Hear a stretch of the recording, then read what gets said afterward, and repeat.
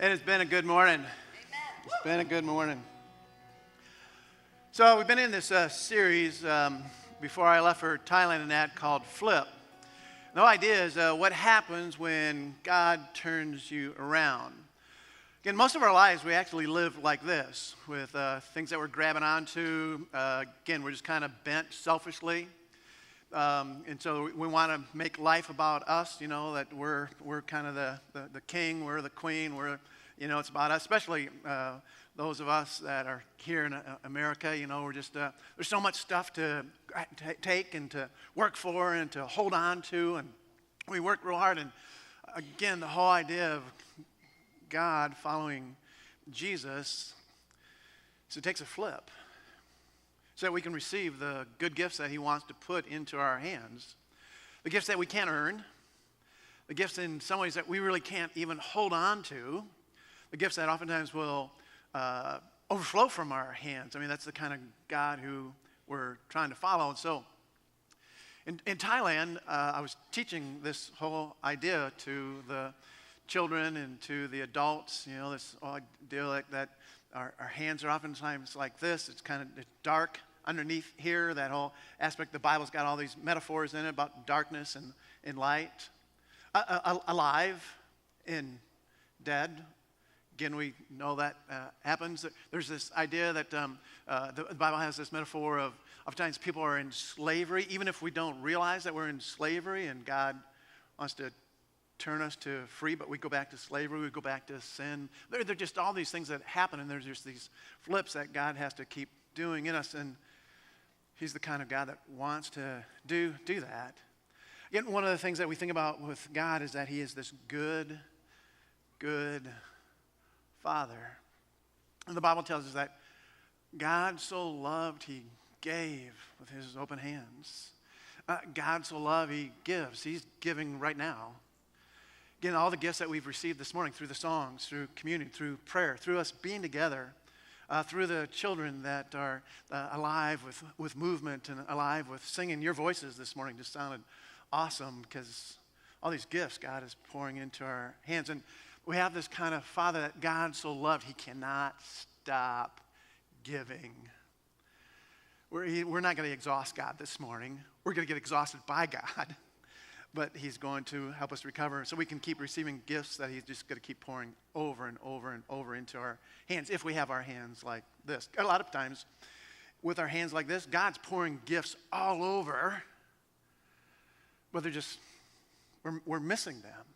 There's a lot of people out this morning that, again, they're nice people, but their hands are like this, and even though there's churches all over, they just don't have any time because there's just so much to do on a Sunday morning. I mean, some of you know that. Some of you haven't been in church receiving with open hands for a long time. For maybe some of you, it's even a first time, and it's like, I don't know if I'm comfortable. I mean, we resist God turning us to open hands. With open hands, we traveled to Thailand this time, and some of the memories are just some of the smiles as we were interacting with our open hands. Some of the singing, the singing of some of these young people. Their voices, their passion, again, over and over. When I see them close their eyes and they're just singing, and their beautiful voices, just there's an openness to their hearts, even though they're so desperately poor. There was laughter, even though there's this language barrier and stuff. We were sharing laughter and even shared a few tears and shared some warm hearts. So this morning, I want us to, what we're going to do with the time that we have for the message is we want to look at the open hands of Jesus and all the ways that Jesus, with his hands recorded in the Bible, we're going to look at a bunch of Bible verses where Jesus was just reaching out his hands and doing good, putting good into other people's hands. And we're going to tell some Thailand stories. Again, I'm so excited about this, with pictures. Even though I've been going twice a year for almost 20 years, I don't take pictures. But this time, with the three ladies that went, they took pictures, lots and lots and lots of pictures, and we're posting it. And some of you saw so many of them on Facebook and that. So we'll get some pictures and we'll tell some stories. And then I want to end the message time with an invitation for you to live with open hands following Jesus. An invitation, once again, for what would it look like for us to do a more Jesus, less world kind of living with our open hands? What would it look like with more open hands and less turn hands as we're following Jesus? It's possible for all of us to live more like this than this. So the hands of Jesus, the hands of Jesus. Picture in your mind, not just the stories that we're going to look at in these Bible verses, but Jesus with his hands being for you. What he does for all the people that the Bible records for us, he's still doing, even though he's not here. Jesus is still, with his good hands, doing good things into each of our lives. That we might sing, "It is well with my soul," means that we've had our hands turned, flipped, to be able to receive some of these good things. The more that we somehow not resist Jesus, but trust him, he's going to put good things in our hands.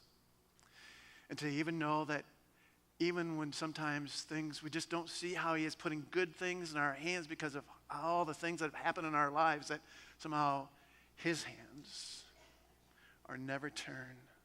He holds us when things are really, really good. And he holds us when our breath is taken away from us. Because that's the hands of a good, good Father. And those hands of a good, good Father are reflected in the hands of Jesus. So picture in your minds Jesus' hands for you.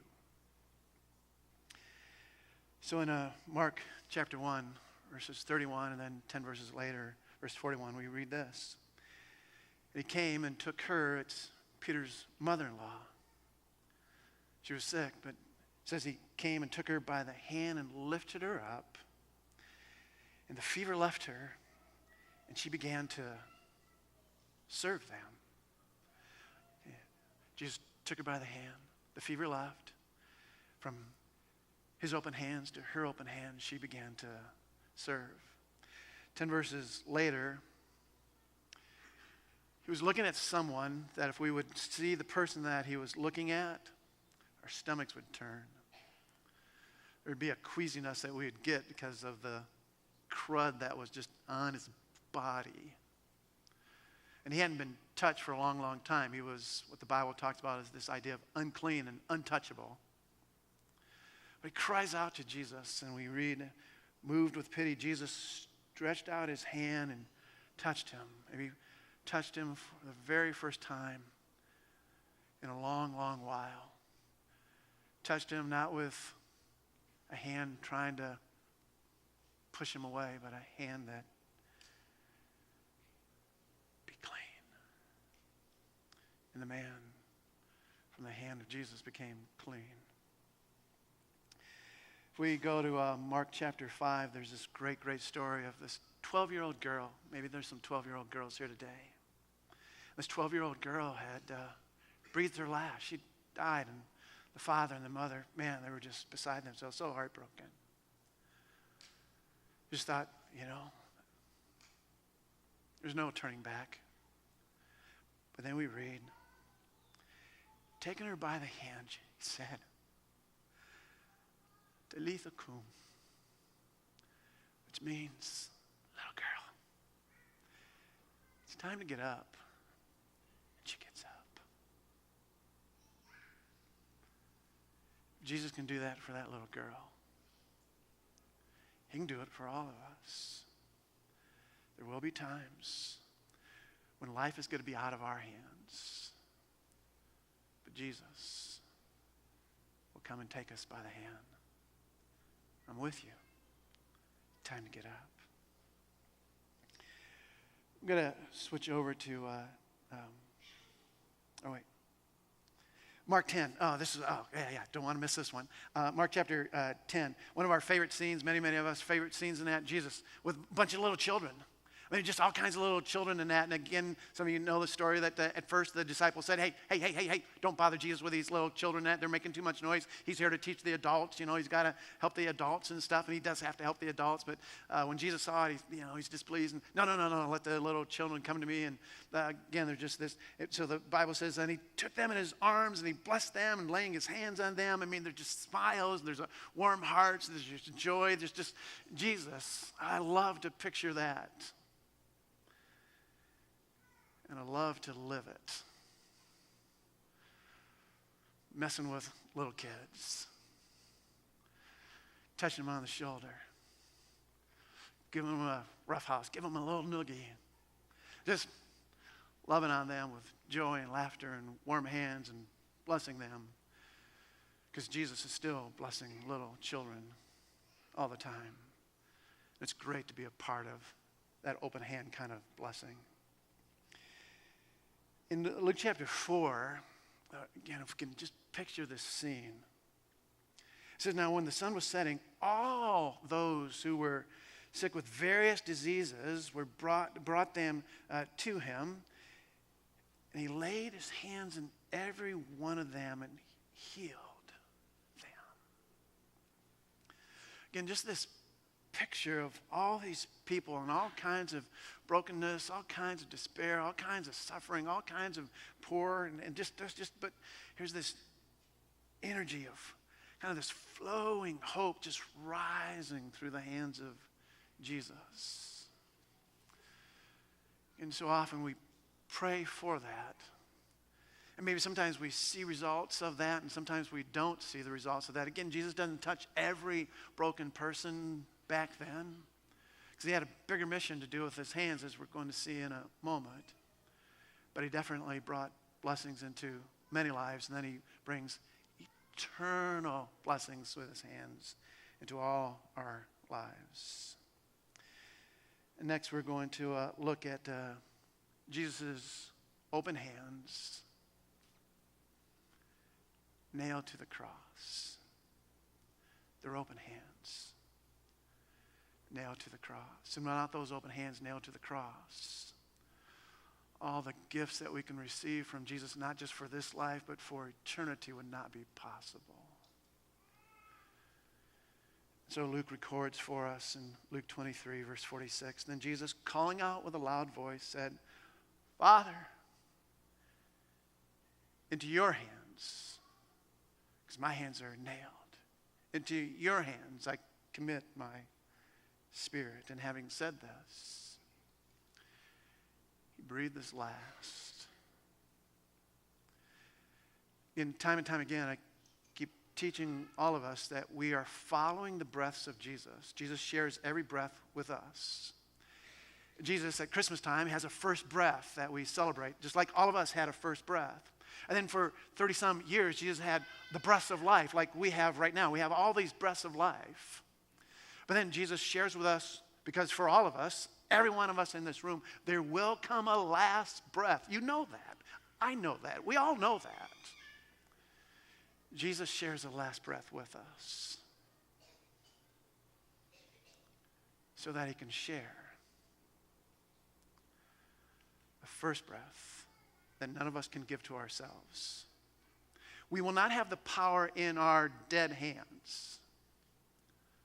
And no one else will have the power in their hands after we have taken our last breath to put another breath into us. But Jesus, with his hands that were nailed to the cross, but 3 days later, he uses his hands to give us the first breath of eternity. And he does it with a smile. He does it with a joy. He does it with a warm heart that just cannot stop. And so we read in Luke chapter 24 on that resurrection day, Jesus says, see my hands and my feet, That it is I myself, touch me and see, for a spirit does not have flesh and bones as you see that I have. And when he had said this, he showed them his hands and his feet. And he's still showing us his hands and all the good that comes from his hands. And the last Bible verse for us this morning, Luke 24:15, and it says, Jesus led them out as far as Bethany, and lifting up his hands, he blessed them. He ascends. But he doesn't stop blessing with his open hands. That's why we're here this morning, because the blessings have never stopped from Jesus' open hands. Anywhere in this world, Jesus, his hands are open to give blessing, open to give blessing, open to give blessing over and over and over again. He's here this morning to give blessing to all of us. So some Thailand stories. So over the days that we were there, we had interactions with about 90 children, and again, just so amazing interactions. About 15 to 20 adults, and again, as I said earlier, the aspect of the smiles and the singing and the laughter and the tears and the warm hearts, and I was teaching them this, so it's this whole open hands deal. So the picture that's going to come up, this was your Saturday night. This was Sunday morning in Omkhoi at this hostel, and Jeffrey is on your left, and he's 58 years old. Joe is in the middle. He's the guy that is our translator. He speaks Korean, a language called Korean, Thai, and English, and so he's translating. Jeffrey's actually reading from his Bible in the Korean language. And then I'm teaching. You can see I've got I love my church T-shirt on. You kind of see that they've got shirts that are all hand woven in that. So on this Sunday morning, there's lots of singing, lots of things going back and forth, some teaching and all that sort of thing. But some of the ladies remarked that the service seemed to have lasted about 2.5 hours. This one won't last that long. We might go over a little bit, some bonus time in that. But and part of the reason because we went back and forth and did a number of things in that. Sherry, who was with us in that, got up and kind of asked the teenagers and some of the children in there for their prayer requests. Again, Sherry works with some of our middle school students, and so she's gotten prayer requests from them. An amazing thing. Here's the prayer request from our girls here in America, and here's the prayer request from the boys and girls from Thailand. About the same. Asking for help with their studies in school. Asking for help with their relationships with friends. Asking for help with their relationship with their parents and family. Asking for prayers that they would know how to follow Jesus, and kind of that aspect of the same. Joe had asked me because guess what? All over the world, there are these things called cell phones. And it's a great technology. I love cell phones. Again, probably most of us have cell phones here. But we haven't quite figured out yet how to use these with wisdom and not with foolishness. So we did a little bit of teaching that, hey, these are great gifts from God. But how do we use it with wisdom, not foolishness? So again, some of you that maybe not have a cell phone, well, blah, blah, blah. You think you're, no, that's, because it's a gift. But how do we learn to, so we spent some time with that to hopefully help and encourage them. So we brought back a lot of coffee, and so we want to, and with this, again, we spent some time, the lady spent some time taking pictures. With every bag of coffee that you get, you'll also get a picture of one of the students at Omkhoi. So I've got a picture here of Arissa. She's 14 years old, and her favorite Bible verse is 1 Samuel 16, verse 7. It's a great Bible verse. It's when Samuel the prophet has come to anoint the next king, and he's in Bethlehem, again, the Bethlehem connection in that. Then we know that's going to be David, but before David is anointed by Samuel, an older brother passes in front of Samuel, and Samuel thinks in his mind, oh, here he is, he's tall, he's handsome, he's rugged, good looking in that, that kind of leadership in that. But God speaks to Samuel and says, don't look at the outward appearance.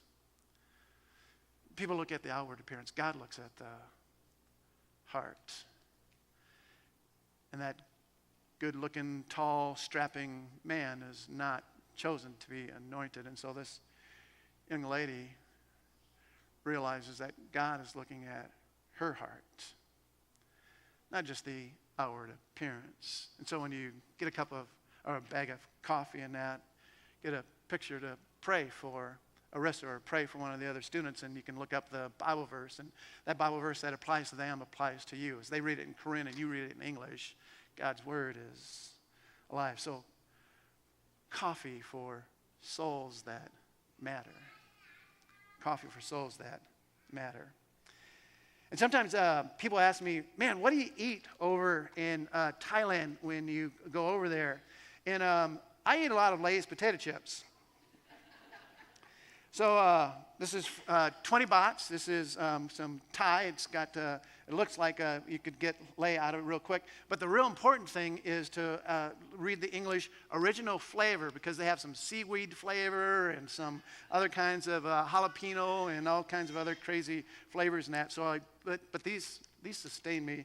And actually, I don't eat that many. But and as you'll notice that I wanted to keep this bag full, but somehow that didn't happen when I got back here.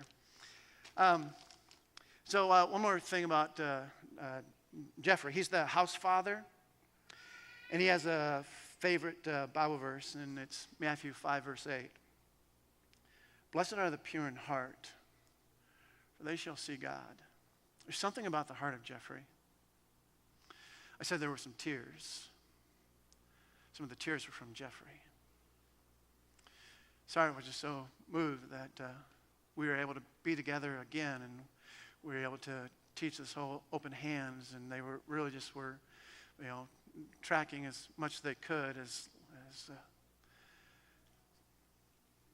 and his heart was just moved. And so when we departed, not only Jeffrey had some tears, but some of the other teenage girls had some tears, and a couple of our ladies had some tears, and I was just tired, so I didn't have a lot of tears. But pray for Jeffrey. For last number of years, he's been serving, and sometimes it's real hard to serve teenagers. Those of you that work with teenagers, you know. Teenagers are the same all over the world. Just so you know. But there's hope there. And they're, with their open hands, serving them as well as I can. Here's Jesus, here's his word, here's the singing, here's the prayers, they're just working hard. I got to move on and wrap up. Two more pictures. Supamet, the next pictures. Supamet is the guy in blue, and if you would look close enough, you actually see that that's a New Hope Vacation Bible School T-shirt from a couple of years ago. And when he first picked us up, he actually had a Life Promotions, Life Fest T-shirt on. A number of years ago, when I go over, I'm always taking a bunch of stuff, and we took all kinds of T-shirts. You won't see it on these pictures, but maybe you saw him at some of the other pictures in that. So he's wearing T-shirts connected to us in that. And then here's one of the great laughing moments that we shared together. So all the children that are here, you can see a number of them. There's about 20 children. Most of them were all boys. I think there were just a couple of girls in that. But they were, to practice their English, they would say to us as guests, hello, my name is, and then give us their name. I am 14 years old. I am 13 years old. And we had met Supapet and his wife's two sons. One is 20, and he's studying computers, and his other son is 18. And then the last person to introduce himself was Supapet, and he goes, hello, my name is Supapet, and I am 31 years old. And his wife said a little something in Korean or in Thai to correct him, and I'm 41 years old. I don't think he started having children when he was 11 years old and that, so we had a pretty good laugh over that. But 4 years ago, Supapet and his wife and two sons opened their hands to serve children in their home, these 20 children in their home, to give them hope, to give them opportunity for more education, that they don't have to stay in their village and start just working a hand-to-mouth kind of life. And get this, and this is the thing that I'm still trying to work through, their yearly budget for his salary, for housing, and for food is $10,000.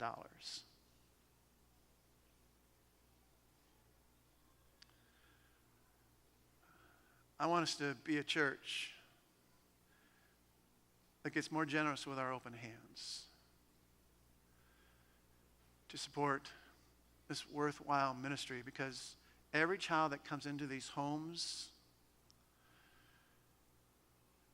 they come to start following Jesus in a way that they weren't doing in their village.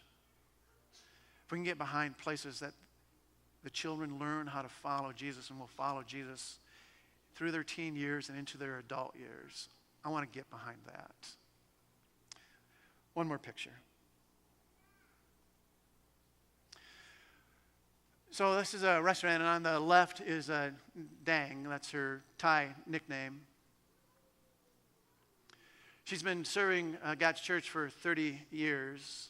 I first met her when I went about 27 years ago, the first time or wasn't that long ago, 1997 is the first time I went over. I met her on that first trip in Bangkok. I just have the highest respect for her. Through a lot of struggles, and sometimes from the church denomination that we're a part of that have treated her poorly, she keeps following Jesus. A year ago or so, there was some support withdrawn from the ministry from the national body. And so our church and a number of other churches of relationships have gotten behind the ministry that she does. Because I've watched Dang over all the years, and especially on this trip, practice what we keep talking about here, that God's kingdom is ever warmly expanding in us and through us and all around us and way beyond us. That's the heart of Dang. That's her soul. That's her passion. She's got a load of energy. We're at this restaurant, again, with our driver, Supamit, and the three ladies that were with me. We had the best plate of mushrooms at this restaurant. It was awesome. There's a bunch of shops, and they're all about tea, because we're in kind of a China area. That's a lot of Chinese people that came from China a number of years ago, and so they grow all this kind of tea. I was kind of in heaven that here's all this tea instead of this coffee and that. So, last thing, we'll finish and sing one more song. Again, a little bit in bonus time, but it's not going to be 2.5 hours. What would the story of your hands be? Well, I have a story. What will the story of your hands be? We all have hands. All of us have hands. We know that there are all kinds of stories of people who are following Jesus with their open hands. And as we listen to those stories, as we participate in those stories, as we follow some of those stories, as we live some of those stories ourselves, we see how it is that God's kingdom with our open hand is ever warmly expanding in us and through us and all around us and way beyond us. It's all open hand stories. But there's a lot of stories of not following Jesus. Not only turning our hands, but closing our hands. And there's a lot of people, and maybe some of those people are us, that when we live like this, it's always little shrinking stories until we disappear from this world. There's a lot of people around us living tiny, shrinking, closed hands kind of stories. What will the story of your hands be? Again, sometimes because of the evil one, we just kind of want to live like everybody else. We don't want to be weird and say that we're living with open hands. So the evil one just tries to just live like everybody else. Don't worry. Jesus really isn't watching. And when your last breath comes, it'll be okay. That's not from the hands of Jesus. You can tell yourself that. Millions around us can tell ourselves that. But Jesus has something better for your hands. He's got a better story for your hands. He's got a kingdom-expanding story for your hands. Will we live with open hands, following the open hands of Jesus? If you say that you're a believer in Jesus, it's all about open hands. He doesn't live with closed hands or turned hands. He lives with open hands, and he can't stop himself from giving and giving and giving and giving. Will we start practicing more and more warm, open hand giving, more Jesus, less world? You and me, and all of us in this room, we can have a plan for open hands, kingdom expanding giving. You got to wrestle with that this week. Because the truth is, and you know it, man, I'm just so used to living like this. And I still think I'm a good person. And you are. In so many ways. But we have a Jesus that we're following. And it won't happen just the first time, or the second, or the third, or the fourth. But what will the story of your hands be? I know what I want my story to be. And I pray for your story. On the way back, once again, prayed over all of you, prayed for those that are just starting to come, praying for us as we go into our fall ministry season, praying for all the things that are happening here at New Hope. With our open hands, would you please stand?